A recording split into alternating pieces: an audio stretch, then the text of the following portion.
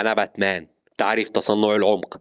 في نوعية من الناس بتحب تقول على نفسها إنها باتمان عشان شايفين إن هم غامضين ومظلمين جدا زيه، بس السؤال هنا، هل أنت فعلا باتمان؟ وده اللي إحنا هنعرفه في فيديو النهاردة.